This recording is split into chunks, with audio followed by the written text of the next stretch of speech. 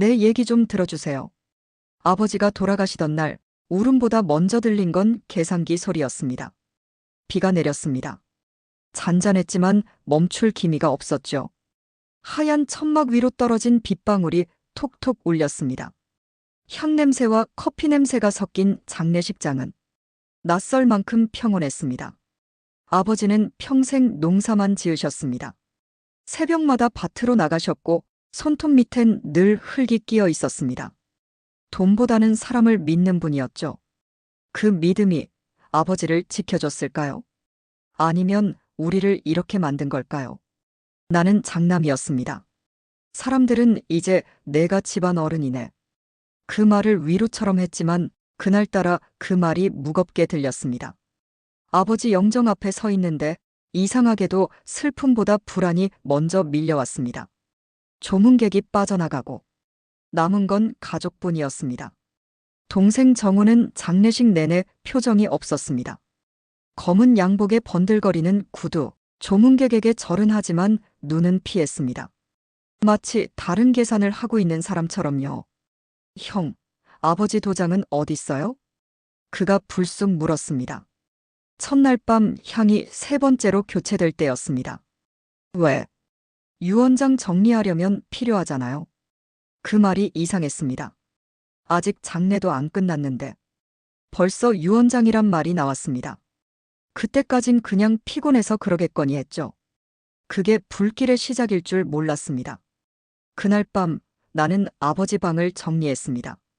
책상 위엔 낡은 수첩, 금고 위엔 손때 묻은 붉은 도장이 있었습니다. 아버지의 이름이 새겨진 도장. 그건 단지 도장이 아니라 이 집의 무게였고 우리의 경계선이었습니다. 나는 그것을 조심히 금고 안에 넣었습니다. 비밀번호를 바꿔뒀습니다. 마지막으로 향을 피우며 속삭였죠. 이젠 내가 잘 지켜드릴게요. 다음 날 아침 금고 문이 열려 있었습니다.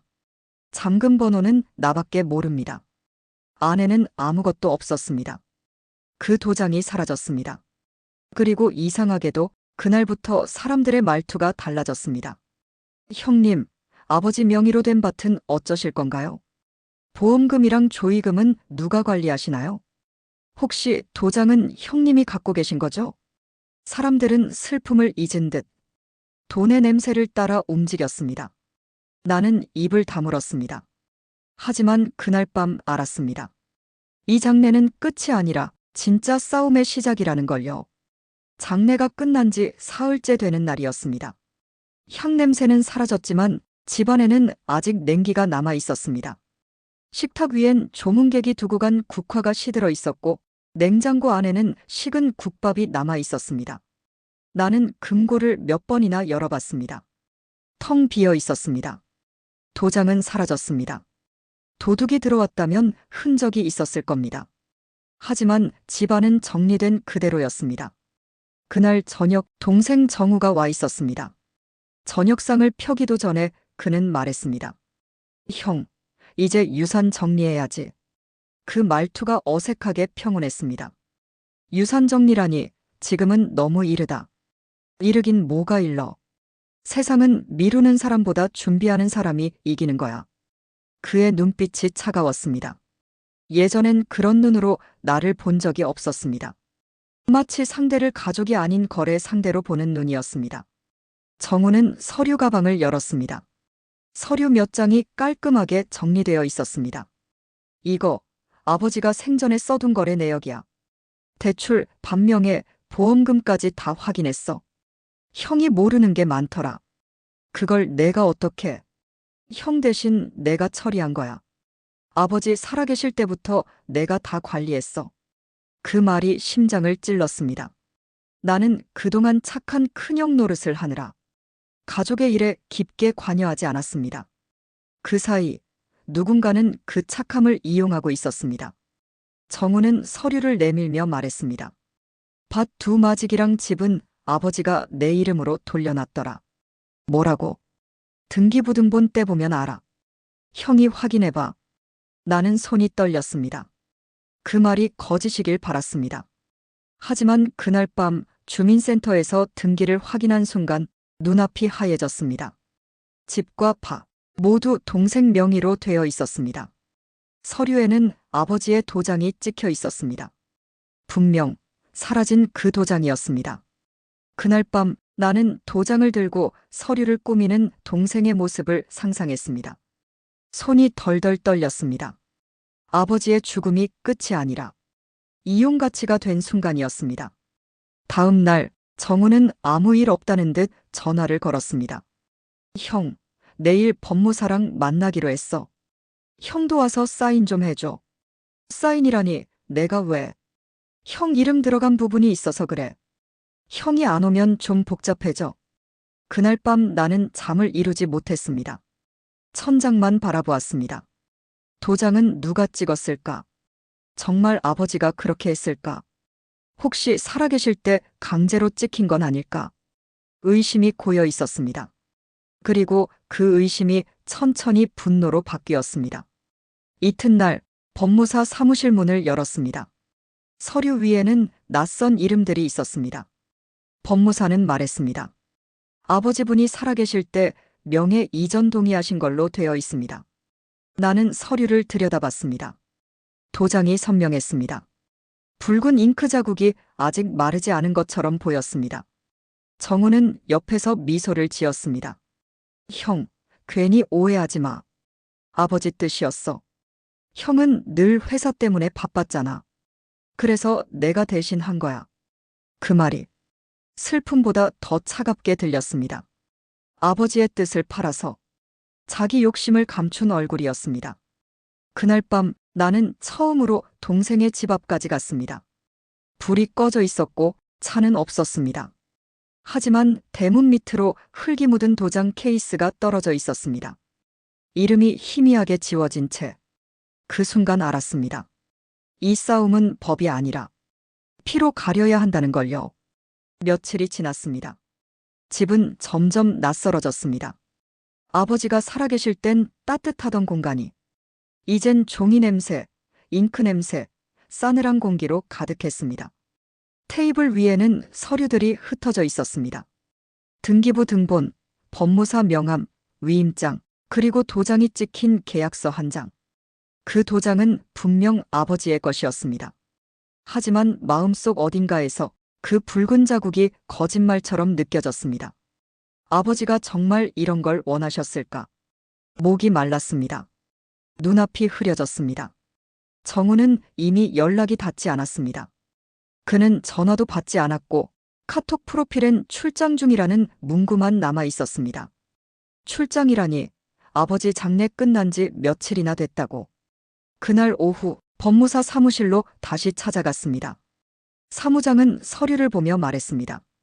이건 확실히 본인 서명입니다. 날짜도 돌아가시기 일주일 전이고요. 나는 물었습니다. 혹시 그날 같이 온 사람 이름을 기억하시나요? 사무장은 잠시 생각하더니 젊은 남자 한 분이 동행하셨어요. 아버지 대신 서류 도와드린다고 했던 분.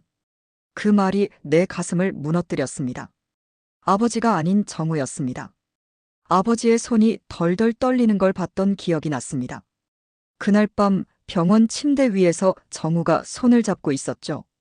아버지, 그냥 도장 찍으시면 돼요. 형이 귀찮게 할 거예요. 그냥 믿고 하세요. 그 장면이 스쳐갔습니다. 내가 왜 몰랐을까요? 아버지는 이미 그때 강요받고 계셨던 겁니다. 나는 분노보다 먼저 이상한 허무함이 밀려왔습니다. 손끝이 차가워지고 머리가 하얘졌습니다. 가족이라는 단어가 이렇게 쉽게 무너질 줄 몰랐습니다. 그날 밤 나는 아버지의 낡은 수첩을 펼쳤습니다. 마지막 페이지에 작게 적혀 있었습니다. 도장은 믿을 수 있는 사람에게 맡겨라. 욕심이 눈을 가릴 때 피가 멀어진다. 나는 손을 덮었습니다. 그 한 줄이 칼날처럼 마음을 찔렀습니다. 다음 날 아침 동네 우체통에서 낡은 봉투 하나를 발견했습니다. 보낸 사람 정우. 안에는 복사된 서류 한 장이 들어 있었습니다. 명예 이전 완료 통보서. 그리고 메모 한 줄. 형, 이제 끝났어. 현실 좀 보자. 그 문장을 보는 순간 가슴이 서늘해졌습니다. 끝났다는 건 내 인생의 일부가 사라졌다는 뜻이었습니다. 하지만 그날 밤 그 끝이라는 말이 오히려 내 시작이 되었습니다. 나는 전등을 껐습니다. 방 안은 조용했습니다. 시계 초침만 규칙적으로 움직였습니다. 그리고 아주 천천히 책상 서랍 안에서 낡은 수첩을 꺼냈습니다. 아버지가 평생 써온 거래장부였습니다. 그 안엔 숫자보다 많은 흔적이 남아 있었습니다. 빚, 이름, 계좌, 그리고 날짜. 그 모든 게 정우와 연결되어 있었습니다. 나는 깨달았습니다. 이건 상속이 아니라 계획된 사기였습니다.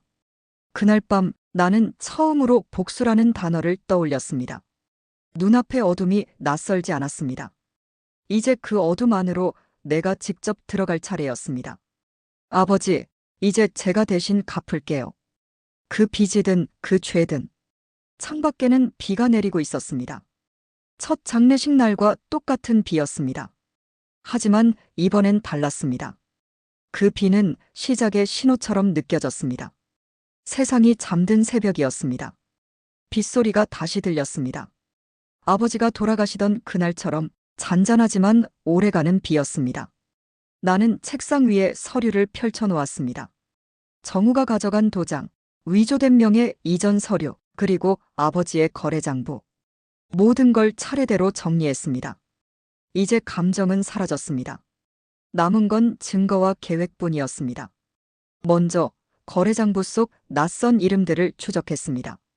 농협, 신협, 마을금고. 거기엔 정우 이름으로 된 대출 기록이 있었습니다. 그 보증인으로 찍힌 이름, 아버지였습니다. 나는 손을 꽉 쥐었습니다. 아버지는 죽기 전까지 정우의 빚을 막느라 고생하셨던 겁니다. 그게 아버지의 마지막 병이었습니다. 다음 날 나는 아버지의 오랜 친구를 찾아갔습니다. 도연 씨, 그 친구가 생전에 도장 들고 가던 날이 있었어. 정우가 같이 왔지. 형이 대신 서류 받아달라면서. 그 말이 칼처럼 꽂혔습니다. 정우는 아버지를 이용했습니다. 그날 찍힌 도장은 아버지의 동의가 아니라 포기였습니다. 나는 결심했습니다. 직접 법으로는 못 잡는다. 그러면 사람으로 잡아야 한다. 그날 밤 나는 정우의 집 앞에 섰습니다. 대문은 잠겨 있었지만 불은 켜져 있었습니다. 창문 사이로 그림자가 움직였습니다. 나는 차 안에서 조용히 그 집을 지켜봤습니다. 정우의 아내가 웃고 있었고 정우는 술을 마시며 전화로 웃고 있었습니다. 형이 아직도 미련 못 버렸네. 그래도 이제 이 집은 내 거야. 그 웃음이 유리창 너머로 흘러나왔습니다. 나는 눈을 감았습니다. 심장은 뛰지 않았습니다. 그저 머릿속에서 계획이 완성되어 갔습니다. 다음 날 나는 조용히 움직였습니다. 법무사에게 전화를 걸었습니다. 저 서류 재검토 요청하려고요. 당시 도장 날인이 본인 의사였는지 확인해야 합니다. 법무사는 당황했습니다. 이미 명예 이전이 끝났는데요. 그럼 그때 도장 찍을 때 녹취나 CCTV 있겠죠? 그 말에 그는 말을 잃었습니다. 그날 오후 나는 동사무소를 찾아갔습니다. 명예 이전 당시 영상 기록 남았습니까? 직원은 놀란 눈으로 말했습니다. 그날 시스템 점검이 있었어요. 녹화가 비어 있습니다. 공교롭다기엔 너무 치밀했습니다. 정우는 완벽하게 준비해왔던 겁니다. 그날 밤 나는 한 통의 전화를 받았습니다. 형, 이제 그만하자. 아버지 뜻이었잖아. 정우였습니다. 목소리가 나지막했습니다. 하지만 그 속에 웃음이 섞여 있었습니다. 정우야, 아버지 뜻이 아니라 내 뜻이지? 형, 아직도 순진하네. 세상은 착한 사람이 손해보는 거야. 전화가 끊겼습니다. 그날 이후 나는 조용히 사라졌습니다. 회사에도 병가를 냈고 사람들과 연락도 끊었습니다. 그리고 아버지 수첩에 적힌 말들을 되새겼습니다. 욕심이 눈을 가릴 때 피가 멀어진다. 나는 그 피를 다시 흘리게 할 생각이었습니다. 몇 주 뒤 정우의 집으로 등기우편 한 통이 도착했습니다. 보낸 사람은 도연 회계사무소.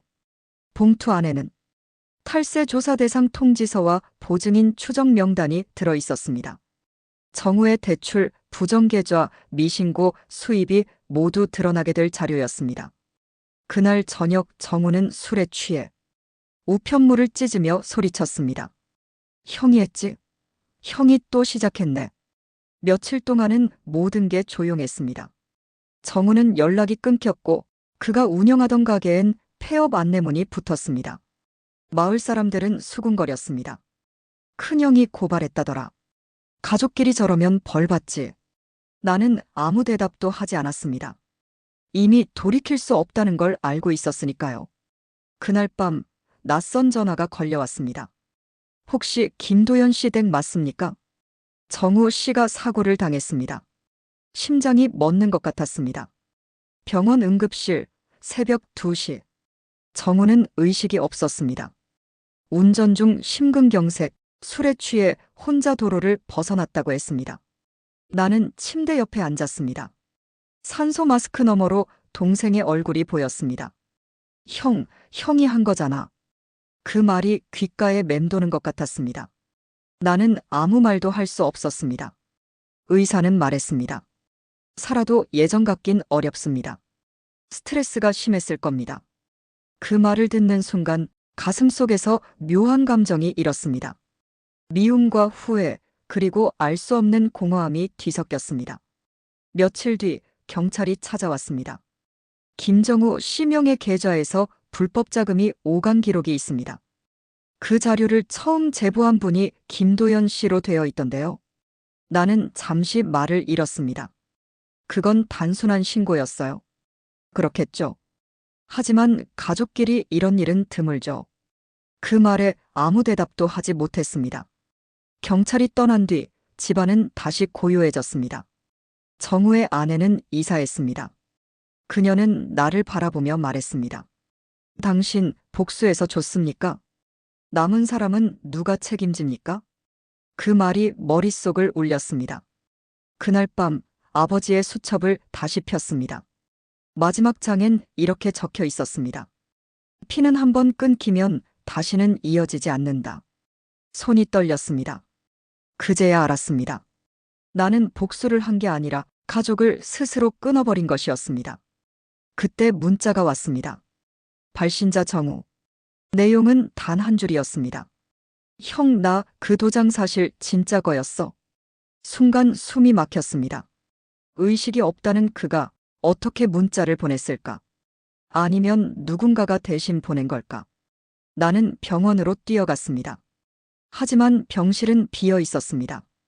간호사는 말했습니다. 아침에 퇴원하셨어요? 보호자가 데려갔어요. 보호자요? 누굽니까? 형님이라고 하셨는데요. 내 입에서 소리가 나오지 않았습니다.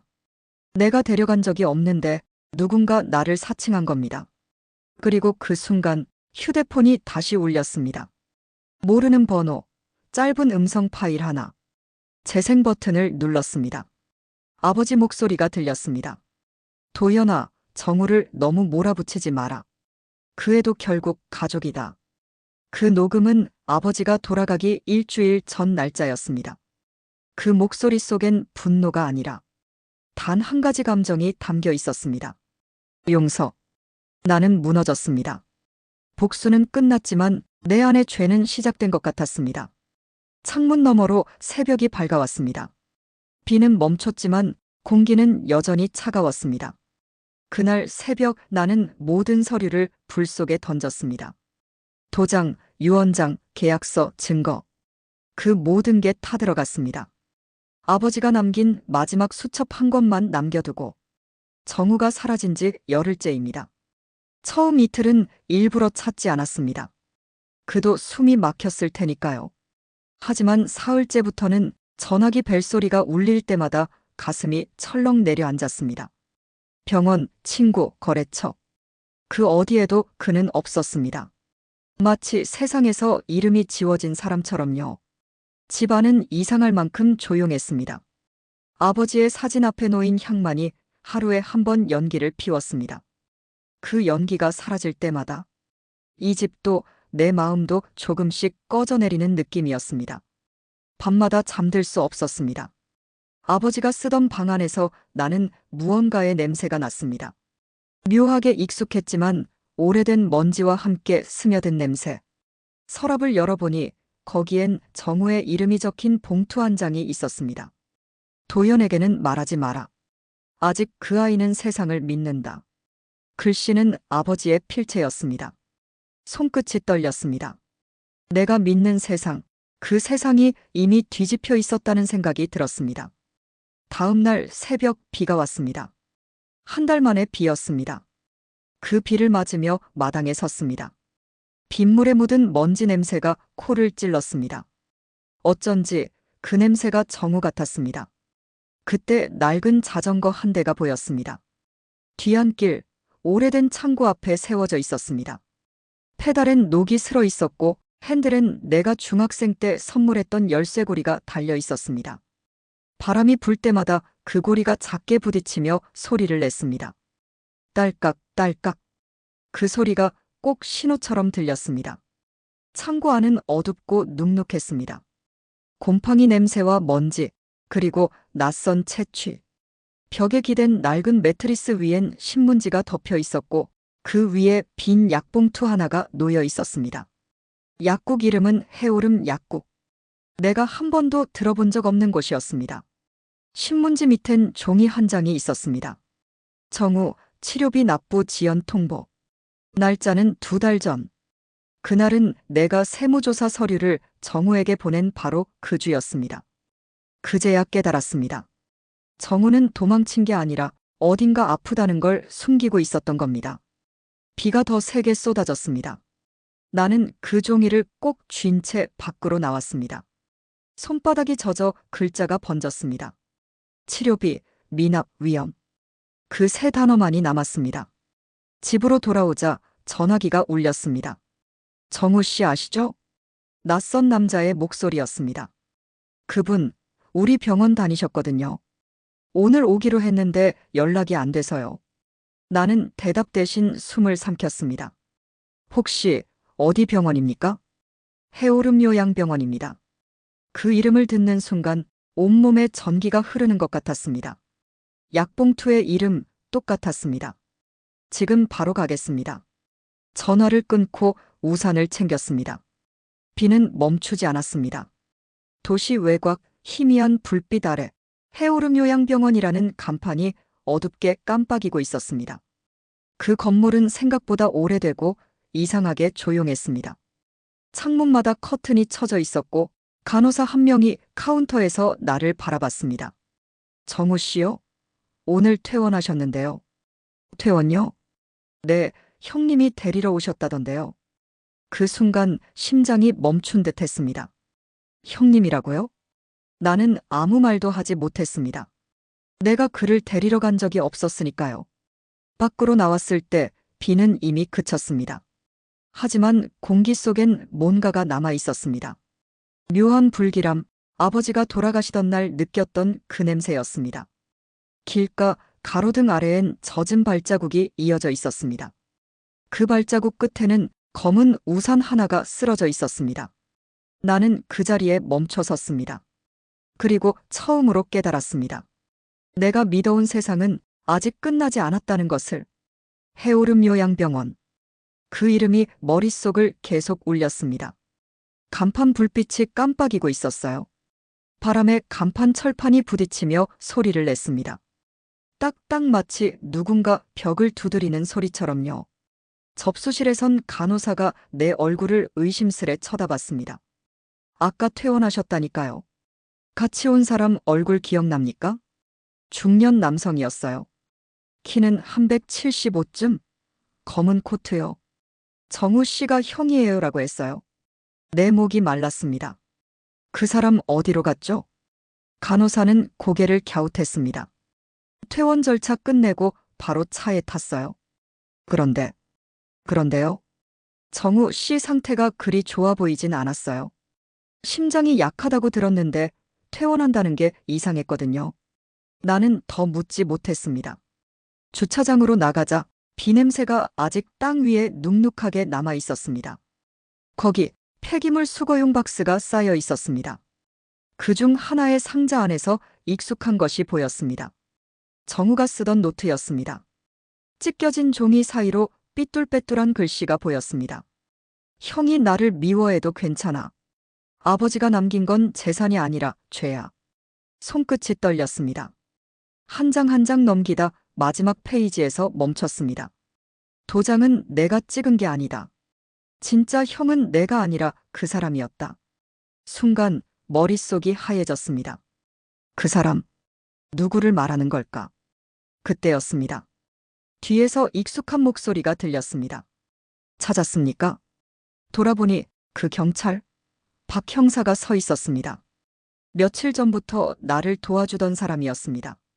그는 항상 침착했고 형제간 일은 냉정하게 봐야죠라며 나를 위로하던 사람이었죠. 어떻게 여길? 신고하셨잖아요. 실종 사건이라.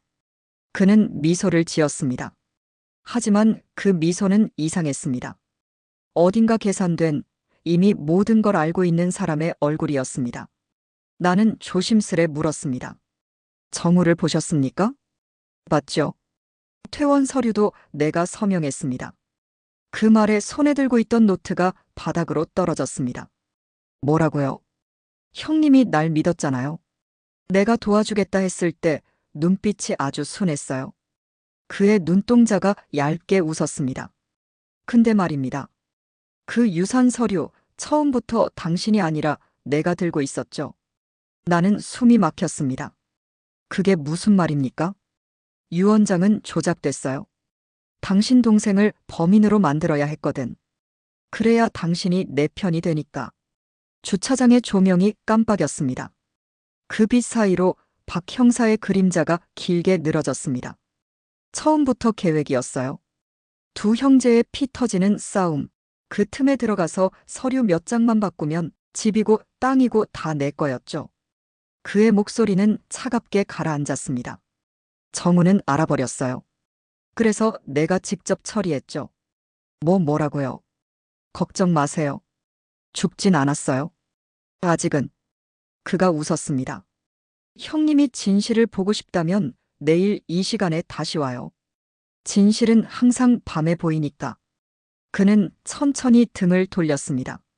차 문이 닫히며 엔진 소리가 울렸습니다. 그 차가 병원 밖 도로를 벗어날 때까지 나는 움직이지 못했습니다. 정우의 노트가 발밑에 젖어 있었습니다. 마지막 문장 위에 빗물이 번져 있었습니다. 진짜 악마는 늘 가까이 있었다. 새벽 공기가 차가웠습니다. 밤새 내리던 비는 그쳤지만 땅은 아직 젖어 있었습니다. 병원 근처 주차장에 다시 섰습니다. 박 형사가 말한 밤의 진실이란 게 무엇인지 두려웠지만 끝을 봐야 했습니다. 시간은 천천히 흘렀습니다. 가로등 불빛 아래 검은 승용차 한 대가 멈췄습니다. 운전석 문이 열리고 그가 내렸습니다. 박 형사였습니다.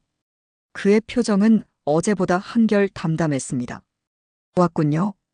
정우는 어디 있습니까? 그는 짧게 웃었습니다. 조용히 하세요. 곧 알게 될 겁니다. 그가 손짓하자 뒤쪽 문이 열렸습니다.